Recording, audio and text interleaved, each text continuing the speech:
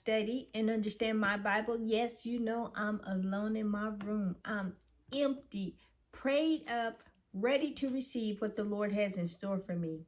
Now, you know me and my routine, everything and everybody outside the door, they don't get to come in here. It is just God, myself, my Bible, and my notes. Well, let's go ahead and be about God's business here. And I'm coming to you out of Genesis chapter 49, verses 1 through 33.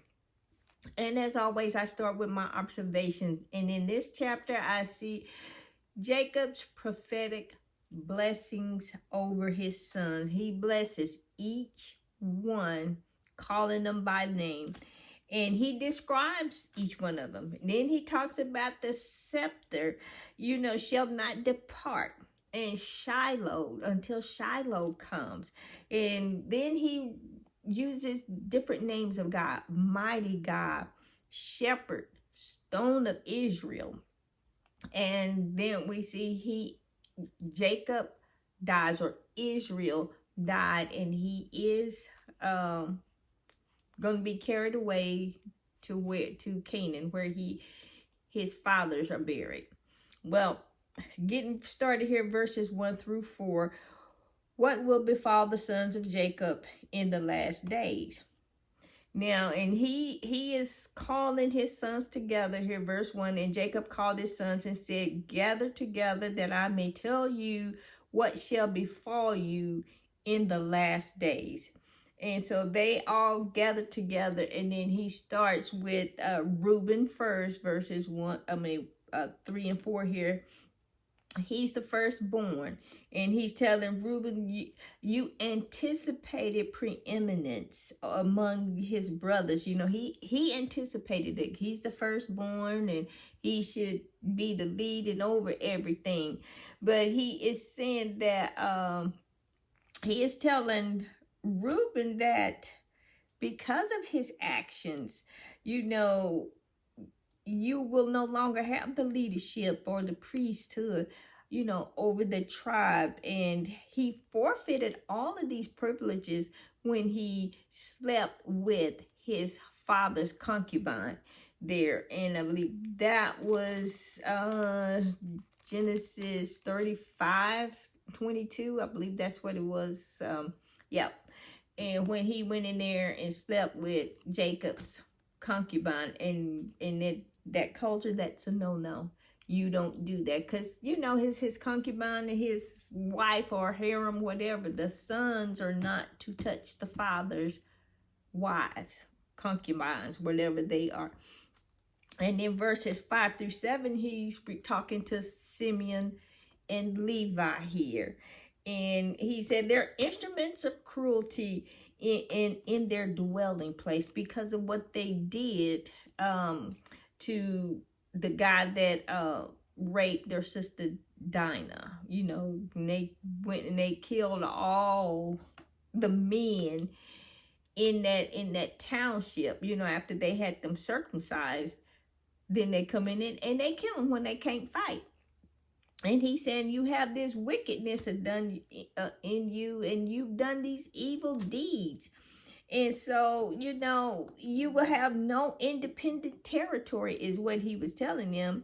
But their descendants will be scattered, amongst the tribes, amongst his other tribes. So they're not only going to, have just a set place. They're going to be mixed in amongst the other tribes, but they're still amongst their relatives, cousins and uncles and whoever. And in verses 8 through 12 here, the scepter shall not depart from Judah, verses 8 through 12. And he says, in Judah, you are he whom your brothers shall praise. Your hand shall be on the neck of your enemies. Your father's children shall bow down before you. Judah is a lion's whelp. So he was saying, he was putting Judah up there. Judah is the one that stepped up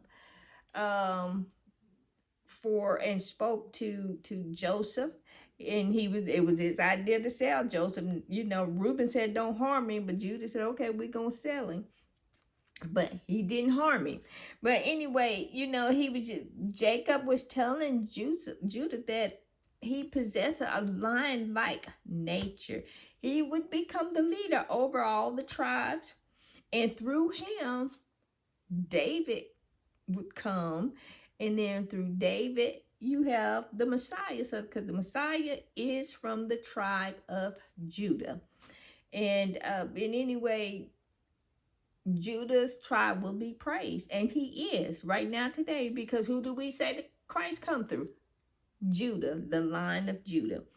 And the scepter, and it shall not depart from you. And the scepter is a symbol of royal command. I'm in charge.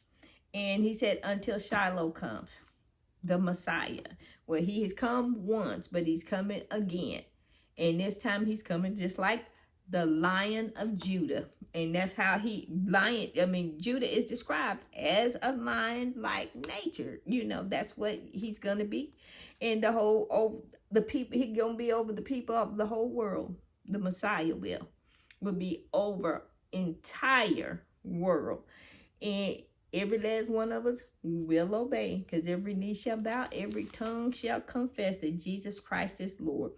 And then verses 13 through 18, you have Zebulun, Issachar, and Dan. And these three right here, he's just saying Zebulun, you later will obtain your territory between the Mediterranean Sea and the Sea of the Galilee. So they were like coastal people, seafaring people there. And Issachar, you strong as a donkey lying down between the two burdens. And they were more agriculture type life. They tilled the fields and grew things, out there in the field, working, using donkeys and horses and all this other stuff that they use. And they would produce, they rather would have agriculture over political power, political society.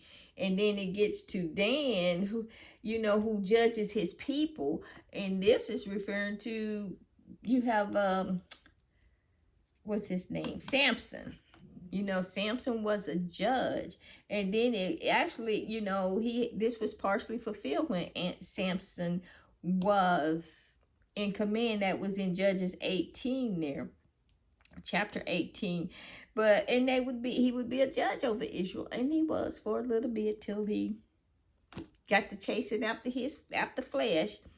And he says in the future, Jacob says that Yahweh is to deliver his descendants is in the future. So they will be delivered. And I believe that it was Dan's tribe that led the Israelites into idolatry. And so that put another mark against them there. And in the verses 19 through 21 here, you have Gad, Issachar, and Naphtali. And the tribe, Gad, his tribe would supply armies and warriors and stuff for Israel. They were fighters. They would get up and they would go in and do all the fighting. And Asher, he said, you shall be rich and yield minty royalties and is it dainties? Is that what that says? Yeah, royal dainties. And so that's what he's saying. This Asher will be. You say you would enjoy very fruitful soil, namely the lowlands of Carmel. So they had more of, I guess, so to speak, a softer life ahead of them. And Naphtali, he would enjoy the admiration and appreciation of the other tribes in a special way. So he was like, okay, yeah, those my people right there, we good. But, he was good with where he was. Naphtali was, he would have beautiful words, so his people would be able to talk their way out of anything, we would call a silver-tongued devil today, but they could tell, you know, so they're like those people that can talk their way into and out of anything with their beautiful words. And then it comes to Joseph here. And he refers to verses 22 through 26. And he's referring to Joseph as a beautiful bough. You know, he was fruitful by a well. His branches would run over like archers, and the archers have bitterly grieved him. And he was just saying, you know, they can stand up and fight. Joseph people was in the two tribes that bore his son's names, which is Manasseh and Ephraim. These two tribes, he's referring to them as the one Joseph because they come from Joseph. So he called it Joseph's tribe. But though Joseph was, you know, sold and hated, he was still fruitful. He excelled there in Egypt, you know, above the game. He was there doing his thing. And then here comes Benjamin, the ravenous wolf. And he didn't, you know, he said Benjamin would produce many warriors in Israel's history. And they did. You have Saul and Jonathan, and we have Apostle Paul coming from the tribe of Benjamin. And something about the Benjamin tribe is they're all left-handed. For some reason, they are left-handed. That's something that I just say, but God can do that. They all left-handed, but they can fight. And that's what, you know, they did when they had to. They fought. And then in verse, the 12 tribes of Israel, in verse 28 here, you know, Jacob and his 12 sons, you know, he blessed all the future tribes of Israel. It just wasn't their sons, but it was the sons' descendants, the seed of his sons. So, you know, Abraham's seed was being spread out throughout the land. And so this is only the second time that the word 12 tribes was used in the Bible.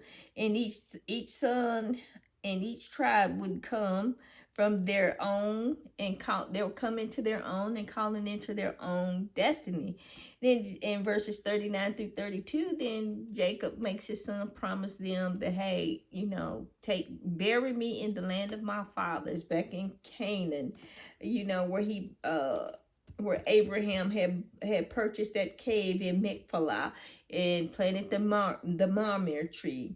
And there you have Abraham is buried with Sarah, Isaac buried with Rebekah, and now Jacob is getting ready to be buried with Leah, his wife, not Rachel, but Leah, because Leah was the first wife. And the first wife has prominence over the second wife. Even though he loved Rachel, but he would be buried with her, and that would be her honor. Leah's honor is, number one, she's the mother of Judah, and Christ's lineage comes through her as well. So that's her honor, is to be named in the lineage of Christ. Then her husband is laid to rest with her in that cave. Well, this will end my Bible study for Genesis chapter 49. As always, it's a blessing to get to share God's word with you. You be blessed, be safe, and remember to hit the like and subscribe button. Goodbye.